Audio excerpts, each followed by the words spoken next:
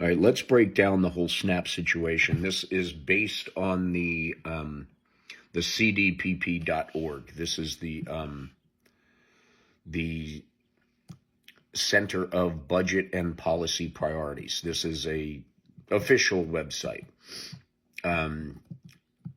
Let's break down the SNAP benefits. For the first $122.4 billion in 2024 covers all of the activities funded under the Food and Nutrition Act, FNA. SNAP benefits $108 billion in 2024 account for about 90% of FNA funding. SNAP benefits include regular monthly benefits and DSNAP benefits. One-time SNAP assistance benefits during disaster for household affected by the disaster who may normally qualify for or participate, who may not normally qualify for or participate in SNAP. DSNAP is like an emergency thing. Someone gets, God forbid, into an accident and they can't work or whatever. They need temporary assistance to get over like a speed bump of difficulty. That's what the DSNAP is. It's also it's like a super emergency situation. $3 billion in 2024 is known as the contingency reserve. The contingency reserve is what we're talking about that they can implement right now. In recent years, this reserve has been available for 2 subsequent fiscal years, and the law provides is available for program operations as may become necessary. At the beginning of the fiscal year 2026, SNAP had $6 billion in contingency reserves available. $3 billion of it from the fiscal year of 2024 appropriations, and $3 billion from the fiscal year 2025 full year continuing resolution. The amount available through the contingency reserve may now be somewhat lower, likely between $5 and $6 billion, depending on how much USDA may have used to fund state administrative costs in October. There's the big key. The administration indicated in its lapse of funding plan that it had planned to use the contingency reserve to pay for state administrative costs during October of 2025. So this October, when they couldn't get funds for all the ICE stuff and everything else, guess where it came from? That is inconsistent with saying that the contingency reserve is not available for SNAP benefits because benefits and administrative costs are part of the same appropriations item.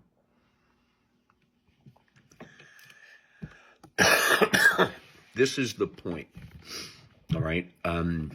USDA guides the assistance program and the backup for the assistance program. When there's danger coming that could cause a trip, this is part of the structure of this country that, if working correctly, is actually pretty solid. If someone involved isn't saying, well, I know this is supposed to go to a whole bunch of really, really, really hungry people, or we can pay these masked assholes to kidnap American citizens. Yeah, let's just pay the frozen idiots. That is done by choice, ladies and gentlemen. That is done by choice. So the Republicans that are out there, whether you've ever needed SNAP benefits or not, God bless you if you haven't. Good for you. But there are millions and millions and millions, tens of millions, 40 million people who use it for what it's supposed to be used for, emergency situations when they can't make ends meet, because no matter how many jobs you have, you can't afford it these days, because he's doing so good economically. We need to recognize, ladies and gentlemen, this stuff is being done by choice. The good part is there are people on the other side fighting back and winning. It just has to go through the process. So we've got a couple more days for the November 1st. And then we'll see what happens, because a lot of the Republican representatives are hearing from their constituents. And I believe, just like the midterm elections, The fear for the Republicans is real because they know damn well, even with all the gerrymandering and everything else they're doing to try and fix 2026, they know. And this is shown by their demand, Trump's demand to do instead of the every 10-year census, to do it again. They want to check stock and see how many people still have their back. They need to check stock on that because they know people like Marjorie Taylor Greene and all these other people that were diehard, cardboard cutout strokers, to this orange douche nugget, have flipped, and they are against him now, very loudly. Don't think that doesn't mean something to this arrogant prick that does nothing but, oh, they love me. They love me. Everyone loves me. He's finding out, no, they don't. No kings was a big exclamation point right out that orange mushy butt of how many people don't like him.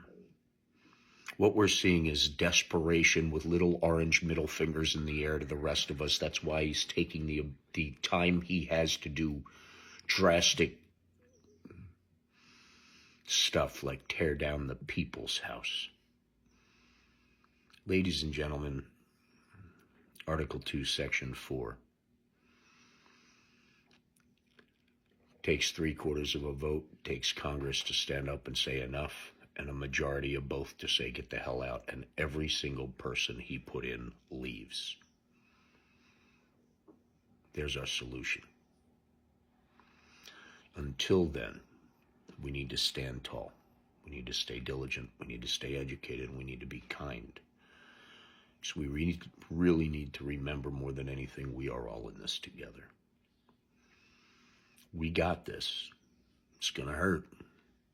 But we got this. And we need each and every one of you to stand up peacefully and stand up for everyone next to us, shoulder to shoulder.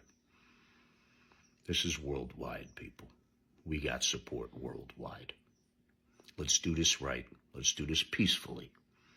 Let's take our country back the way it's meant to, the way the forefathers put them in place.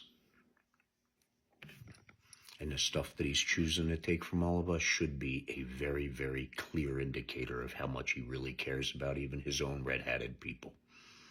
So wake the fuck up, MAGA. He doesn't care about you either. He said it himself. He just cares about your vote. How do you feel when you look in the mirror? Honestly. Think about that. Maybe today leave your red hat hanging on the edge of the garbage can. Maybe tomorrow you put it in. 'Cause that's all it is, garbage. Just like the other thousands of his other products. This is about the people, ladies and gentlemen. This is about the United States of America. That's all of us. Wake the hell up.